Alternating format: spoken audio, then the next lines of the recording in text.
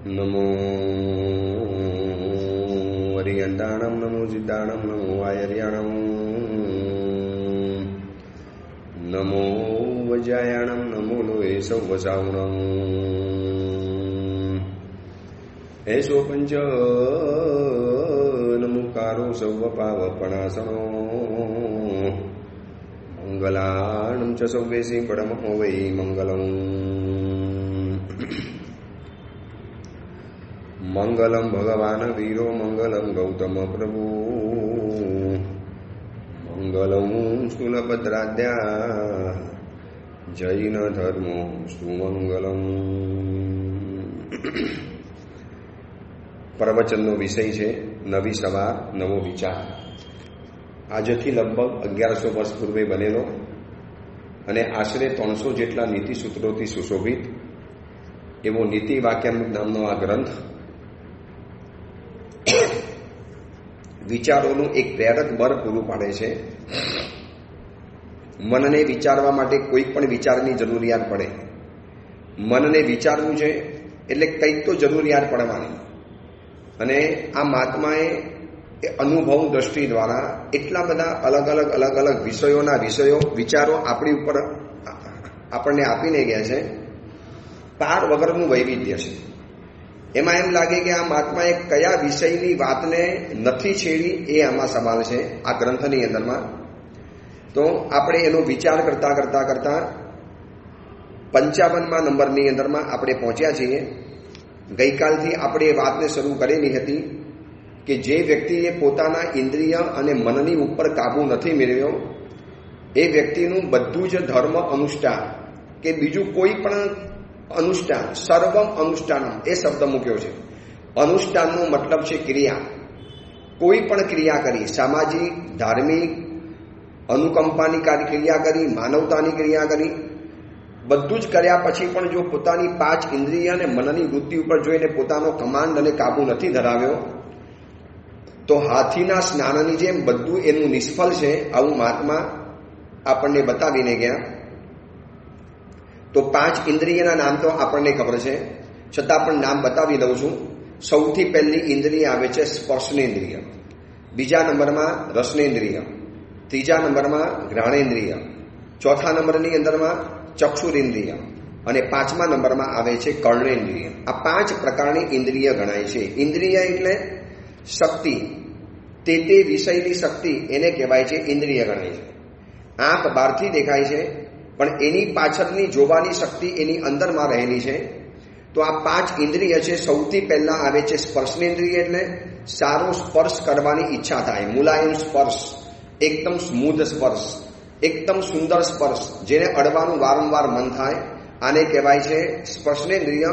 અને યોગ શાસ્ત્રમાં બતાવ્યું છે કે એક ઇન્દ્રિયના કારણે એક જીવો કેવા મુશ્કેલીમાં મુકાયા છે. તો 5 ઇન્દ્રિય જ્યારે ભેગી થાય અને 5 ઇન્દ્રિય જ્યારે બેકી ઉઠે, 5 ઇન્દ્રિયો જ્યારે તોફાને ચડે, 5 ઇન્દ્રિયો જ્યારે બેકાબુ બની, બે લગામ બની, અસંયમિત બની અને તોફાની ઉન્માદી ઘોડાની જેમ જ્યારે વેગવંતી બનીને આગળ વધતી જાય ત્યારે ક્યાં ઉચકીને ફેંકી દેશે એ આપણને ખબર નથી પડતી.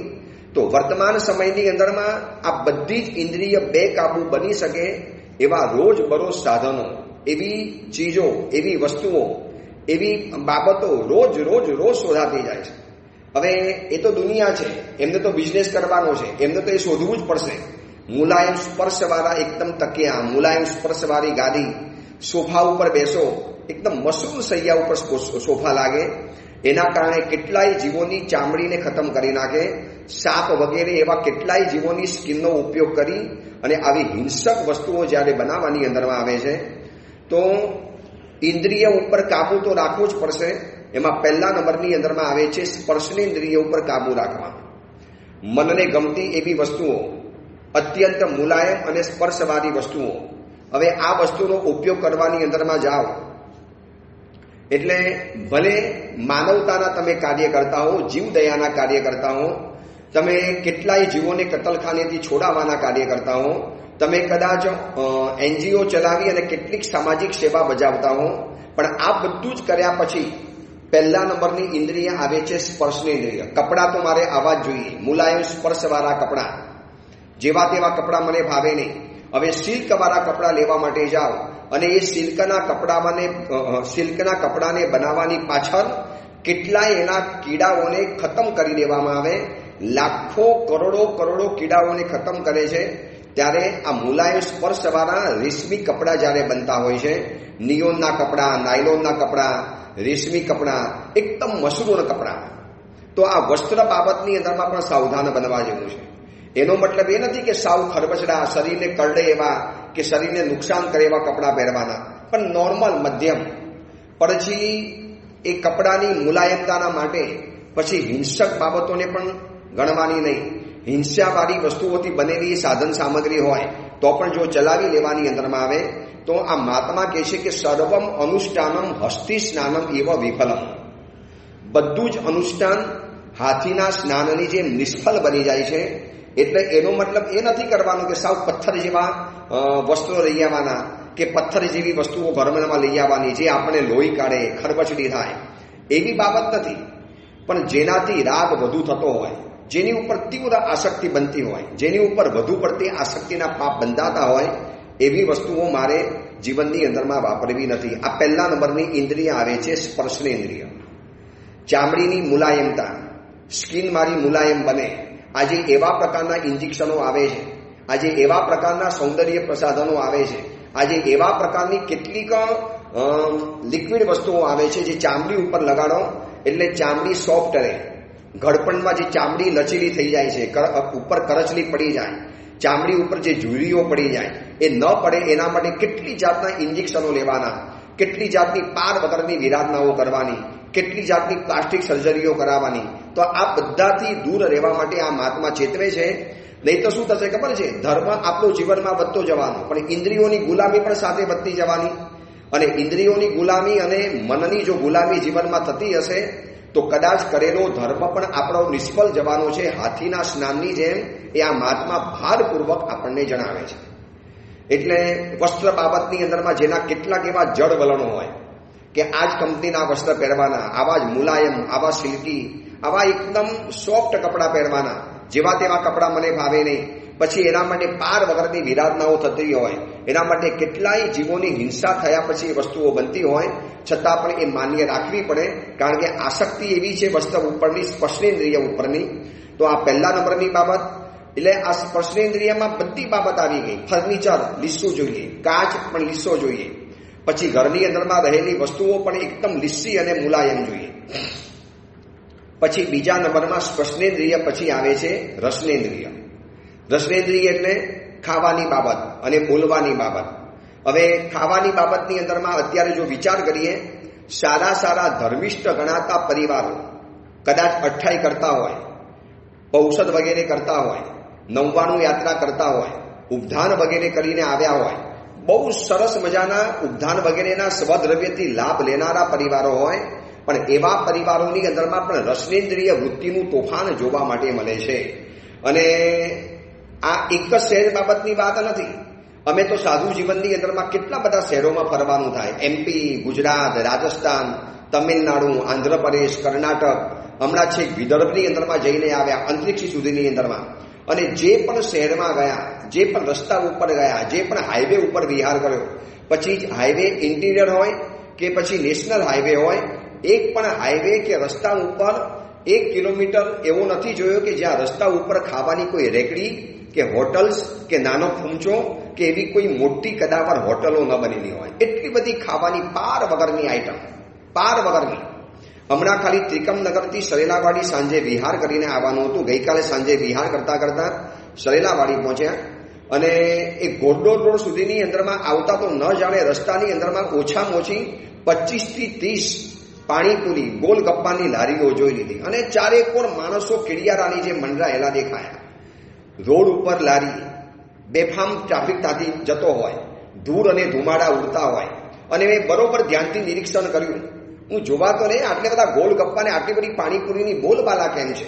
એ પાણીપુરી વેચનારો કોઈ નાનકડો છોકરો પણ જોયો, વયોવૃદ્ધ વ્યક્તિ પણ જોઈ. એ વ્યક્તિના ચહેરા ઉપર પરસેવાના રેલા ઉતરતા જાય. એને પોતાના ખભા ઉપર ગમછો નાખેલો હોય અને પરસેવાવાળા કપડાથી એ જે પણ કરતો હોય.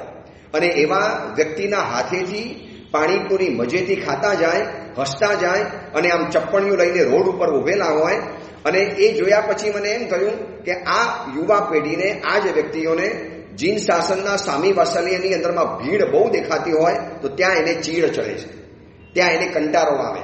ત્યાં કહીને મમ્મી આટલી બધી ભીડમાં મને નહીં ભાવે, આટલી બધી જગ્યાઓમાં મને જવું નહીં ભાવે, હું મારી રીતે ઘરે ખાઈ લઈશ, હું બહાર જઈને ખાઈ લઈશ. હોટલોની ભીડ એને પોસાય છે. આ બધા જ રસનેન્દ્રિય વૃત્તિના તોફાન છે. ચારે કોર રાત્રિ ભોજન તો હવે લગભગ કોમન થઈ ગયું. એમાં લગ્ન વગેરે બાબતો આવી એટલે એમાં તો જાણે ધર્મ આડો આવતો જ નથી. જૈનોએ ધર્મ ખાલી દેરાસર અને ઉપાશ્રય પૂરતો રાખ્યો, અથવા તો પર્વાદિરા પરુષણ પર્વ પૂરતો રાખી લીધો, અથવા તો નવપદની હોળી અને પર્વ પૂરતો રાખી લીધો. બાકી પોતાના ઘરના સંસારિક કાર્યો આવે, સંસારિક કાર્ય અને ધર્મનો જાણે કોઈ સંબંધ રાખ્યો જ નથી. ઘણીવાર એવું થાય કે જૈનોના લગ્નની અંદરમાં કોઈ વ્યક્તિ જઈ ચડે ત્યારે એ વિચાર કરતો થઈ જાય કે આ જૈન વ્યક્તિના લગ્ન છે. લોન ઉપર લગ્ન, રિસોર્ટની અંદરમાં લગ્ન, અભક્ષ વસ્તુઓના બેફામ વસ્તુઓ બનેલી હોય, કાચા દહીંની સાથે દહીં વડા બનેલા હોય અને દ્વિદલ થાય એવી તો ચિકાર વસ્તુઓ ત્યાં બનાવેલી હોય. અને અમારા જેવા સાધુ સમજાવે, સાહેબ હવે લગ્નમાં કોઈ માનતા નથી, પરિવાર વિરોધ કરે છે, અથવા તો સાસરી પક્ષવાળા અથવા તો કન્યા પક્ષવાળા અથવા તો દીકરાના પક્ષવાળા સાહેબ માનવા તૈયાર નથી. સાહેબ વેવાઈને સમજાવીને થાકી ગયા. સારા સારા ધર્મિષ્ઠ પરિવારોના મોઢામાંથી આ શબ્દ જ્યારે નીકળે ત્યારે ખબર પડી જાય કે આ રસનેન્દ્રિય વૃત્તિનું તોફાન બેફામ રીતે ચાલે છે, બેફામ રીતે. લગભગ મોટા ભાગે રવિવારનો દિવસ આવ્યો નથી અને બહાર ખાવાનું શરૂ થયું નથી. વારંવાર કેટલાય લોકો ચેતવે છે કે બહારની ખાવાની વસ્તુ અભક્ષ તો છે પણ અયોગ્ય છે, અખાદ્ય છે. કેટલી ખોટી વસ્તુઓ પકડાય છે, કેટલી ગંદી નકામી વસ્તુઓ પકડાય છે. દર દિવાળી આવે એટલે નકલી માવો લાખો કરોડો રૂપિયાનો પકડાય છે દર દિવાળીમાં. કેમ અત્યારે હિન્દુસ્તાનમાં કેન્સર આટલા બધા વધતા ચાલ્યા? જો આમ કેન્સર તો ચિકાર પ્રમાણમાં વધતા ચાલ્યા છે. સૌથી વધુ એમ કહેવાય છે આજના સમયની અંદરમાં કે હિન્દુસ્તાન, ભારત દેશ સૌથી વધુ કેન્સરોથી પીડિતોથી વધતો જાય છે અને બીજા નંબરમાં ડાયાબિટીસના રોગથી વધતો જાય છે. કેમ આટલા બધા રોગ કૂદકે ને ભૂસકે વધ્યા? પહેલા જમાનામાં કેન્સર દર કેટલી વ્યક્તિઓથી માંડ દેખાતું હતું અને આજે તો કેન્સર જાણે કે કોમન થઈ ગયું. ઘરની અંદરમાં કેન્સરની બીમારીઓ લાગવાની અંદરમાં આવી, કારણ કે ખોરાક પાણી એવા થયા, બજારો આઈટમો ખાવાની શરૂ થઈ ગઈ, અભક્ષના ભોજન શરૂ થઈ ગયા, બિનજરૂરી કનમૂર ખાવાના શરૂ થઈ ગયા. મોટા ભાગના જૈનોના ઘરની અંદરમાં હવે કનમૂર જાણે કે કોમન બનવાની અંદરમાં આવ્યું. હજી કહું, સુરત અને મુંબઈ, અમદાવાદ જેવા સિટીઓમાં મહાત્મા વિચરે છે, વારંવાર વિચરણ થાય છે, વારંવાર પ્રવચનો થાય છે, મહાત્માઓની શિબિરની અંદરમાં જવાનું થાય છે. એટલે હજી ઘણા પરિવારો બચ્યા છે. પણ હું અત્યારે જે મહારાષ્ટ્રના એરિયાની અંદરમાં જઈને આવ્યો, આમ એ દિવસો જે યાદ કરીએ છીએ ને, પરિવારોની જે હાલત, એમ લાગે કે આ પરિવારોને જાણે કે કંદમૂળ ખાવું એ પાપ જ નથી લાગતું. સારા સમૃદ્ધ ગણાતા પરિવારોની અંદરમાં બેફામ રીતે કંદમૂળ ચાલે, બેફામ રીતે. એમાં લોણેર જેવા એરિયાની અંદરમાં તો કંદમૂળની બહુ મોટા ખેતરો છે. કાંદા ત્યાં તો ચિકાર પ્રમાણમાં પાકે છે. અને જૈનોના મોટા કાંદાના વેપાર તો જોયા બરોબર છે, પણ મોટા ભાગના, હું કદાચ ખોટો ન પડતો હોઉં તો 100 ઘરમાંથી કદાચ 50, 60 થી 70 ઘરોની અંદરમાં એ એરિયાની અંદરમાં જમીન કંદ કોમન થઈ ગયું છે, કંદમૂળ કોમન છે. ત્યાંના પ્રવચનોમાં મેં લોકોને બહુ સમજાવ્યું કે આ કેવી રીતે ચાલી શકે. હવે માનવા તૈયાર નથી, હવે તાકાત જ નથી એમાંથી બહાર નીકળવાની, જાણે કે છોડવાની તાકાત નથી. તો આ બધું જ આવે છે રસનેન્દ્રિય વૃત્તિનું તોફાન. પછી તમે સ્વદ્રવ્યથી દેરાસર બનાવ્યું, ઉપદાન કરીને આવ્યા, પહેલી માર પહેરીને આવ્યા, 99 યાત્રા કરીને આવ્યા, શત્રુંજય તીર્થમાં 24 છડ કરીને આવ્યા. આ બધું જ કર્યું. પણ જો રસનેન્દ્રિય વૃત્તિ ઉપર કાબુ નહીં આવતો હોય તો મહાત્મા કહે છે કે હસ્તિ સ્નાનમ ઇવ વિફલમ સર્વમ અનુષ્ઠાનમ અનિયમિત ઇન્દ્રિય મનોવૃત્તિના. જે વ્યક્તિનું મન અને ઇન્દ્રિય પોતાના કાબુની અંદરમાં નથી, એનું બધું જ ધર્મનું આચરણ, બધી ધર્મની પ્રવૃત્તિ, બધા જેના ધર્મના આચારો લગભગ હાથીના સ્નાનની જેમ વિફલ નિષ્ફળ ગણાતા હોય છે. આ કોઈ નેગેટિવ બાબત નથી, આપણને ચેતવવા માટે બાબત છે. બાકી મહાત્માને હું તમને એમ કહું કે અમારા જેવા સાધુઓ જ્યારે એમ કહેતા હોય અથવા તો આ મહાત્મા જ્યારે આટલો બધો ભારપૂર્વક કહેતા હોય તો અમારા જેવા સાધુને તમે જમીન કન વાપરો કે ન વાપરો, તમે હોટલના અભક્ષ ભોજન ખાઓ કે ન ખાઓ, તમે અયોગ્ય અને અખાદ્ય વસ્તુઓ તમે વાપરો કે ન વાપરો, એમાં અમારા જેવા સાધુઓને શું લેવા દેવા છે? પણ જે માર્ગ છે, જે પંથ છે, જે રસ્તો છે, જે છે એ આ જ છે કે અનિયમિત ઇન્દ્રિય અને મનની વૃત્તિવાળાનું સર્વ અનુષ્ઠાન લગભગ જો વિફલ બનતું હોય તો પછી એવા ધર્મના અનુષ્ઠાન આપણને ફલદાયી ક્યારે બનવાના? પાંચેય ઇન્દ્રિયની અંદરમાં સમાજગ્રસ્ત દેખાતો હોય છે. બધું જ ચાલે, બધી જગ્યાએથી ચાલે, જે આપો તે ચાલે, બસ વાસી પણ ચાલે, અભક્ષ પણ ચાલે. હોટલોની અંદરમાં જઈ અને બેફામ બે રોકટોક. હવે આ જે હોટલોનો જે યુગ ચાલ્યો છે ને, હવે આને તો કોણ અડકાવી શકશે એ જ ખબર નથી પડતી. ઘણી વખત તો એમ વિચાર આવે છે કદાચ આ ભગવાનની આશાતા નથી, છતાં પણ હોય તો પહેલેથી મિચ્છામી પણ માગી લઉં છું.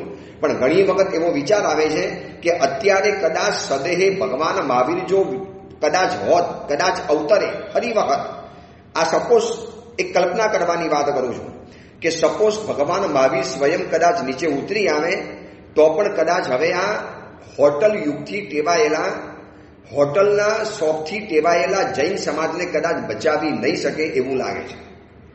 એમાં યુવા યુવતીઓ પાસે તો જે હોટલનું જે કલ્ચર ચાલ્યું છે, જેટલા યુવા યુવતીઓ પરિચયની અંદરમાં આવે, કેટલું સમજાવીએ શાસ્ત્રીય દ્રષ્ટિથી, સામાજિક રીતે, આર્થિક રીતે, આરોગ્યના બાબતની અંદરમાં, પારિવારિક રીતે, આ બધા જ એંગલોથી સમજાવીએ, સમજી જાય, પણ પાછા હસતા હસતા ઊભા થઈ જાય અને એના માટે એમ લાગે કે ગુરુદેવ મરવા તૈયાર છીએ, પણ હોટલ તો હવે અમારાથી છૂટે એમ નથી. આ કોરોનાના સમયની અંદરમાં બધી હોટલો જ્યારે બંધ થઈ ગઈ હતી, તમે પૂછી લેજો આરોગ્યનો ગ્રાફ કેટલો ઉપર ગયેલો. એટલે આ મેં કીધું ને, 5 ઇન્દ્રિયોએ, રાગ કેસરીએ 5 ઇન્દ્રિયોને આ જગતને જીતવા માટે છૂટી મૂકી દીધી છે. અને ખબર હતી કે 5 ઇન્દ્રિય આખા વિશ્વને વશની અંદરમાં કરી શકે એમ છે. સ્પર્શનેન્દ્રિય, રસનેન્દ્રિય, ત્રીજા નંબરમાં આવે છે જ્ઞાનેન્દ્રિય. સુંદર મજાની સૂંઘવાની વસ્તુ, સેન્ટ, પરફ્યુમ, અગરબત્તી, સુંદર ચીજો સૂંઘવાની જે વસ્તુ, એમાં કેટલાય હિંસક કેમિકલોથી કેટલીક વસ્તુઓ બનતી હોય છે. એને પણ વાપરવાની અંદરમાં કોઈ છોછ નથી હોતો, કોઈ શરમ નથી હોતી. ચોથા નંબરની અંદરમાં આવે છે ચક્ષુરેન્દ્રિય, આંખ દ્વારા. હવે વર્તમાન સમયની અંદરમાં અગર પૂછવાની અંદરમાં આવે તો રસનેન્દ્રિય, જ્ઞાનેન્દ્રિય અને છેલ્લા નંબરમાં કહેવું હોય તો કર્ણેન્દ્રિય. આ 3 ઇન્દ્રિયોનો સૌથી વધુમાં વધુ ઉપયોગ થાય છે. એમાં આજના સમયની અંદરમાં સાંભળવા કરતાં તો હવે જોવાનું સૌથી વધારે ચાલ્યું છે. રસ્તા ઉપર તમે ચાલતા જાઓ, રોડ ઉપર ચાલતા બેસતા દુકાનમાં બેઠા હોય, દુકાનમાં કોઈ ગ્રાહક ન હોય, અને હું તો બરોબર રસ્તા ઉપર નિરીક્ષણ કરું, દરેક વ્યક્તિ પોતાના મોબાઈલની અંદરમાં વ્યસ્ત છે. અરે એવા દ્રશ્યો જોવા માટે મળે છે, પતિ પત્ની બગીચામાં બેઠેલા હોય, બાકડા ઉપર બેઠેલા હોય, બેન્ચીસ ઉપર બેઠેલા હોય, ઘરથી અહીંયા ફરવા માટે આવ્યા હોય, અને આ બાજુ પત્ની અને પતિ બંને પોતાના મોબાઈલની અંદરમાં એવી દુનિયામાં ખોવાઈ ગયા હોય કે આજુબાજુની દુનિયાનું ભાન ભૂલી ગયા છે. બંને પતિ પત્ની બેઠેલા છે. આવા દ્રશ્ય તો મેં એક વખત નહીં, કદાચ 1000 વખત આ દ્રશ્ય જોયું છે, 1000 વખત. એમાં એમનો યુવા દીકરો હોય તો એ પણ પોતાના મોબાઈલમાં વ્યસ્ત હોય, યુવા દીકરી હોય, 4 જણાનું ફેમિલી પોતાના ઘરમાંથી બહાર આવ્યું છે, પણ 4 જણા પોતાની મોબાઈલની દુનિયાની અંદરમાં વ્યસ્ત છે અને મોબાઈલની દુનિયાની અંદરમાં ખોવાઈ ગયા છે. શેનો દુરુપયોગ થયો? આ ચક્ષુરેન્દ્રિયનો, જોવાની બાબતની અંદરમાં. પછી મોબાઈલ દ્વારા શું નથી જોવાતું અને મોબાઈલમાં શું નથી જોવાનું એ સવાલ છે. આ મોબાઈલ નામના ગેજેટ છે તો પાર વગરના નવા દરવાજા ખોલી નાખ્યા છે, પાપના દરવાજા. એટલે સૌથી વધુ ઉપયોગ થતો હોય તો આ ચક્ષુરેન્દ્રિયનો. આંખ દ્વારા જોતા જ જવાનું, ટીવી, સિરિયલ, પછી ઓટીટી પ્લેટફોર્મ ઉપર જાઓ, પછી નેટફ્લિક્સ હોય, હોટસ્ટાર હોય, કેટલી બધી પાર વગરની નવી જે એપ્લિકેશનો ખુલવા માંડી, નવી ચેનલો ખુલવા માંડી. અને રોજ તમે જુઓ ને તો આમ રોજ નવા શો, રોજ નવી સિરિયલ, રોજ નવા એમ લાગે કે માણસ કશું જ ન કરે, કશું જ નહીં. અને જો મફતનું 3 ટાઈમ એને ક્યાંકથી ખાવાની જો વ્યવસ્થા થઈ જતી હોય અને માણસ જોયા કરે તો કદાચ જિંદગીમાં ફરી વખત રિપીટ કરવાનો વારો ન આવે એટલું પાર વગરનું અંદરમાં વૈવિધ્ય પડ્યું છે ઓટીટી પ્લેટફોર્મ ઉપર. આ બધું જ ચક્ષુરેન્દ્રિય છે.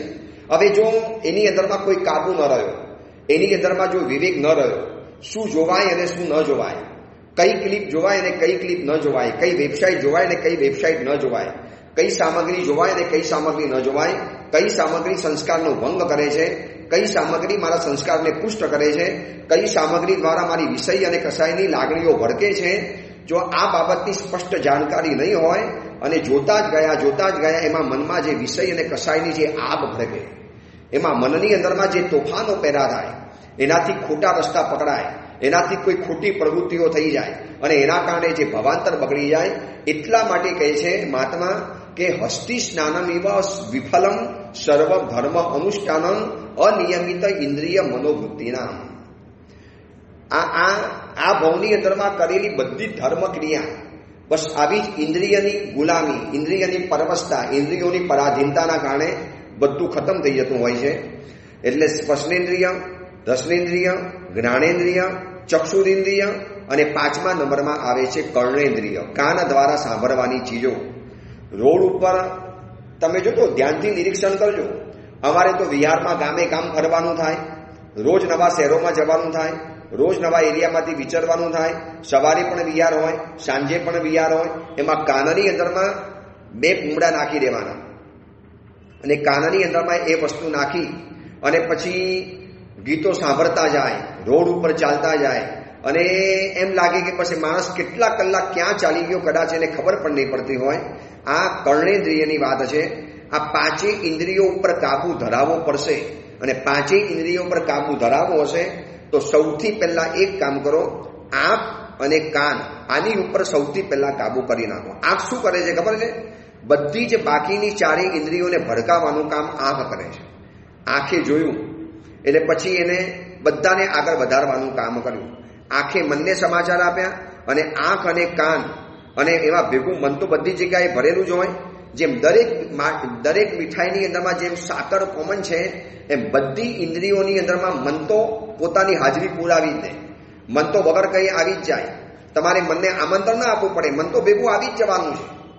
આ મહાત્માએ જ્યારે આ સૂત્ર બતાવ્યું છે ત્યારે બતાવવાનું મન થાય છે કે નાનો મોટો ધર્મ કર્યા પછી જો 5 ઇન્દ્રિયોની પરવશતા આપણી જવાની નથી, 5 ઇન્દ્રિયોની ગુલામી જો ચાલુ રહેવાની છે, 5 ઇન્દ્રિયો પર જો આપણો કાબુ નથી રહેવાનો, 5 ઇન્દ્રિયના દ્વારા કંઈક પણ અજુગતું કાર્ય જો થઈ જવાનું છે તો હસ્તિ સ્નાનમ ઇવ વિફલમ સર્વમ ધર્મમ અનુષ્ઠાનમ.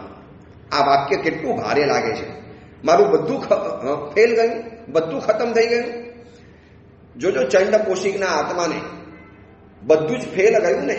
ક્રોધે ક્રોડ પૂર્વતનું સંયમ ફળ જાય. કરોડો વર્ષનું સંયમ જીવન ખાલી માત્ર એક નાનકડા કરેલા ક્રોધના કારણે, એટલે ઇન્દ્રિય અને મનની વૃત્તિઓને કાબુની અંદરમાં રાખી ન શક્યા. આવા તો શાસ્ત્રોના પાનામાં દ્રષ્ટાંતો ઓછા મળે છે. શુભમ ચક્રવર્તી, બ્રહ્મદત્ત ચક્રવર્તી, રાવણ, પછી વર્તમાન સમયના જેટલા પણ સત્તાધીશો છે, અમેરિકાના પ્રમુખોને જોઈ લો. એક ઇન્દ્રિયોને કાબુની અંદરમાં નહીં રાખવાના કારણે કેટલા બધા એ લોકોને નુકસાન વેઠવા પડ્યા છે. અમેરિકાના મહાસત્તા ગણાતી એના સત્તાધીશો પોતે જ પોતાની ઉપર કાબુ નથી ધરાવી શકતા. આમ સુપર પાવર દેશ ગણાય અમેરિકા. આખા વિશ્વનો એક દાદો ગણાય છે. સમગ્ર વિશ્વ ઉપર જેની ધાક રહેલી છે. અને એ અમેરિકા દેશના જે પ્રમુખો બને છે, રાષ્ટ્ર પ્રમુખ, એ લોકોની જે જીવનની ગંદકીઓ બહાર આવે છે અને એ જોયા પછી એમ થાય કે આપણા દેશના નરેન્દ્ર મોદી સાહેબ કેટલા બધા ઇન્દ્રિયને અને મનની વૃત્તિ ઉપર સંયમિત ધરાવનારા છે. રાજકીય વાત છોડો, હું રાજકીય બાબત માટે નથી કહેતો, પણ આ માણસના કેરેક્ટર બાબતની અંદરમાં કોઈ આંગળી નથી ચીંધી શકતું. જાહેર જીવનની અંદરમાં જીવવાનું, વર્ષોથી આરએસએસની અંદરમાં કાર્યકર્તાના પાયાના કાર્યકર્તાથી આજે ટોચ સુધી પહોંચેલા છે. હજારો વ્યક્તિઓને મળવાનું, ગામ ગામમાં ફરવાનું, દેશ દેશાવરમાં ફરવાનું, અલગ અલગ જાતના બધી બાબતોને મળવાનું. અને આટલી મોટી સેલિબ્રિટી હોય, કોણ ન આવતો હોય એની પાસે, કઈ વ્યક્તિ ન આવતી હોય, બધાને મળવાનું, બધાની સાથે રહેવાનું અને આમ કરોડો કરોડો માણસોને લોકપ્રિય બનવાનું હોય. અરે એના ઈશારે તો કોણ કઈ વ્યક્તિ શું કરવા તૈયાર ન થાય. છતાં પણ પોતાના ચારિત્રને બાબતને આ ભારત દેશે ગૌરવ લેવા જેવું છે. તમે કમ્પેર કરજો અમેરિકાના રાષ્ટ્ર પ્રમુખ અને આપણા ભારત દેશના વડાપ્રધાન, વર્તમાન વડાપ્રધાન જે હવે ત્રીજી વખત આ દેશની ગાદી ઉપર બેસવા માટે જઈ રહેલા છે.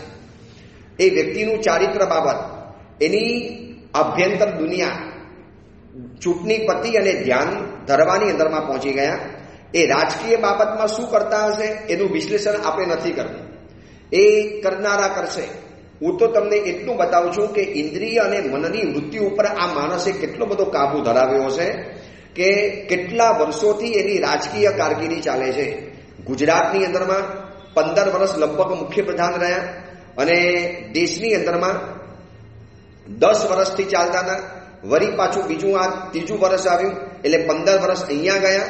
25-30 વર્ષની કારકિર્દી છે, રાજકીય કારકિર્દી, પણ એક જગ્યાની અંદરમાં નથી ફસાયા અર્થના લોભની અંદરમાં કે નથી ફસાયા બીજા કોઈ સ્કેન્ડલની અંદરમાં.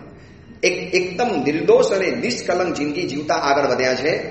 તો નિયમિત ઇન્દ્રિય અને મનની વૃત્તિ ઉપર એમને કેટલો બધો કાબુ ધરાવ્યો હશે. અને થઈ શકે છે આની પ્રેક્ટિસ કરવી હોય તો સ્ટાર્ટિંગ કરવું પડશે આંખ અને કાન, આ બંને જણાને પહેલા કંટ્રોલમાં કરવાનું કામ કરો. કાન દ્વારા શબ્દ જાય એના કારણે વૃત્તિઓ બેકી ઉઠે, આંખ દ્વારા કોઈ દ્રશ્ય ગયું અને વૃત્તિ બેકી ઉઠે છે. આપણામાં દ્રષ્ટાંત આવે છે ને લક્ષ્મણા સાધ્વીજી ભગવંતનું, કે એક ખોટું દ્રશ્ય, અયોગ્ય દ્રશ્ય આંખ દ્વારા જોવાઈ ગયું અને એના દ્વારા એટલી બધી જીવનમાં પારાવાર નુકસાનીના પંથે ચાલી ગયા કે અનંત સંસાર એ લક્ષ્મણા સાધ્વીજી ભગવંતનો વધી ગયો એક અનિયમિત ઇન્દ્રિય વૃત્તિના કારણે. તો આ વૃત્તિઓને કાબુ કરવી, ભલે હું બોલું છું તો મારા માટે પણ આમ પરસેવો પડી જાય એવું કામ છે. એટલે મેં તમને પહેલા વ્યાખ્યા બતાવી ને કે ઇન્દ્ર પણ જેની ઉપર વિજેતા નથી બની શકતા એનું નામ કહેવાય છે ઇન્દ્રિય છે. ઇન્દ્રને પણ જે જીતવી કઠિન પડે છે એનું નામ છે ઇન્દ્રિયો છે. સત્તાધીશો, મોટા મોટા મઠાધીશો, મોટા મોટા મુનિઓ, મોટા મોટા સંન્યાસીઓ અને મોટા મોટા અધ્યાત્મના ક્ષેત્રના ટોચ ઉપર પહોંચેલા વ્યક્તિઓ પણ આ 5 ઇન્દ્રિયોનો ઈશારો થયા અને સરેન્ડર બની ગયા છે. પણ આપણે પણ કદાચ બની શકતા હઈશું, બનતા હઈશું. હું અને તમે બધા જ આવા કોક ને કોક જગ્યાએ ભોગતો બનેલા છીએ. પણ આ માર્ગ છે અને આ માર્ગ ઉપર ચાલવું પડશે તો જ આપણું કરેલું ધર્મ અનુષ્ઠાન સફળ બનવાનું છે. બાકી ધર્મ પણ ચાલુ રહેવાનું અને અનિયમિત ઇન્દ્રિય અને મનની વૃત્તિઓ પણ જો બેફામ ચાલુ રહેવાની. આ તો કેવું થયું ખબર છે, શિખંડ પણ ખાતા ગયા અને શરદીની દવા પણ લેતા ગયા. બંને સાથે સાથે પેરેલ ચાલવાની અંદરમાં આવશે. એટલા માટે મહાત્મા ભારપૂર્વક, જોરપૂર્વક આપણને સમજાવે છે કે ઇન્દ્રિય અને મનની વૃત્તિ ઉપર કાબુ ધરાવવો એ અત્યંત જરૂરી પડશે. અને બીજી એક ગંભીર વાસ્તવિકતા એ છે કે બીજાની સમક્ષ સાચા પુરવાર થવામાં ખાસ તકલીફ નથી પડતી, પણ પોતાની સમક્ષ સારા પુરવાર થતા તો નવનેજે પાણી ઉતરી જાય છે. હું છે ને તમારી સમક્ષ સાચો પુરવાર થઈ શકીશ, પણ મને મારી જાત સાચો પુરવાર કરે, મને મારી જાત એમ કહી દે નહીં તું સાચો જ છે, તું ખરેખર 100% સોના જેવો સાચો છે. મારે મારી જાતને સાચી પુરવાર કરવાની અંદરમાં બહુ પાણી ઉતરી જાય છે. જેને પોતાની ઇન્દ્રિય અને મનની વૃત્તિને કાબૂમાં કરી હોય એ જ વ્યક્તિ સાચો ગણી શકાતો હોય છે. તો આ બહુ કઠિન કામ છે. 55માં નંબરનું સૂત્ર એટલે બહુ કઠિન સૂત્ર છે. મનની વૃત્તિ અને ઇન્દ્રિયની વૃત્તિ ઉપર કાબુ ધરાવો, જેના માટે વર્ષોની સાધના જોઈએ. જંગલોની અંદરમાં વર્ષોથી બેઠેલા મહાત્માઓ પણ જો ક્યારેક પીછલી પડતા હોય અને બહુ વર્ષોના પર્યાયના ધારક એવા મુનિ ભગવંતો, સમણી ભગવંતો અને ઉચ્ચ અધ્યાત્મના આરાધક સાવક સાવિકાઓ આ બધા જ જો ક્યારેક પતન પામી શકતા હોય તો પછી કેવી રીતે આગળ વધવાનું? ભલે આગળ તો વધવું તો પડશે, તો જ આપણો કરેલો ધર્મ સફળ બની શકે એમ છે. બસ એ જલ્દીમાં જલ્દી સફળ થાય એના માટે એક જ રસ્તો છે, આંખ અને કાન આ બંનેને વધુમાં વધુ સાચવી લેવાના. સ્પર્શ તો છે ને દરેક ગતિની અંદરમાં સુલભ છે. સૌથી દુર્લભ હોય તો કર્ણેન્દ્રિય અને આંખ. આ કાન અને આંખ બહુ ઓછા મળ્યા ભવની અંદરમાં, અને ઓછા મળ્યા છે ને એટલે એ આપણને વધારે હેરાન કરે છે. સ્પર્શ તો દરેક ગતિમાં હતા. નિગોદમાં ગયા સ્પર્શેન્દ્રિય હતું, વનસ્પતિકાયની અંદરમાં ગયા ત્યાં પણ સ્પર્શેન્દ્રિય ઇન્દ્રિય હતી. જે નથી એ કાન અને મન, આંખ અને કાન આ બંનેને સાચવવા ભારે પડી જાય છે. અને એવું નથી કે એની ઉપર આપણે કંટ્રોલ ન કરી શકીએ. જો શરૂઆત જે કીધી ને આંખ અને કાનને કંટ્રોલની અંદરમાં કરી લઈએ તો ચોક્કસ આની અંદરમાં આપણને સફળતા મળી શકે એમ છે. એ બાબતના કેટલાય ચરિત્રો, કેટલાય સારા પુસ્તકો, કેટલાય સારા મહાત્માઓના પ્રવચનો, આ બધાની અંદરમાં જો આગળ વધીએ તો ચોક્કસ કોઈકને કોઈક રસ્તો મળી શકતો હોય છે. એ જ રસ્તે આપણે આગળ વધીએ. એ જ મંગલ કામના મંગલ ભાવના. જીનાગના વિરુદ્ધ કાંઈ પણ બોલાયો હોય તો મિચ્છામી દુઃખ